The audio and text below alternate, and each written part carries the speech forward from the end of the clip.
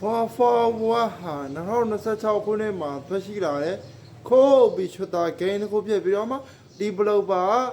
Iberata ဖြစ်ပြီးတော့မှ publisher အနေနဲ့တော့ Fire Shine Game ဖြစ်ပါတယ်။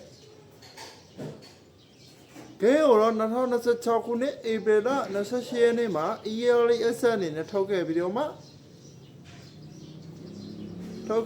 player အနေနဲ့စောစီးစွာကစားနိုင်အောင် development မပြီးတဲ့ဘာရှေ့အောင်စောစီးစွာကစားနိုင်အောင်လုပ်ထားတာဖြစ်ပါတယ်။ For Week က Wisdom ကောင်းပါရဲ့တင်တဲ့ CV fantasy element ကိုပေါင်းစပ်ထားတဲ့ game တစ်ခုဖြစ်ပါတယ်။ကောင်းပိုင် wall ထဲမှာ monster တွေနဲ့တိုက်ခိုက်ရမယ် magic spell တွေသုံးလို့ရမယ်။ game ability mid gameplay တစ်ခုဖြစ်ပါတယ်။ game ဟာ combat က traditional western shooter မဟုတ်ဘဲနဲ့ shooting Kobe style action ကိုဦးတည်ထားတာဖြစ်ပါတယ်။ကစားလို့ရမယ်တကယ်ချင်းတွေနဲ့ချိန်ကစားလို့ရမယ်ဟာရတော့တယောက်ကနေ၄ယောက်ထိခိုးပြီးစားလို့ရမှာဖြစ်ပါတယ် Mission based gameplay Bonary handling system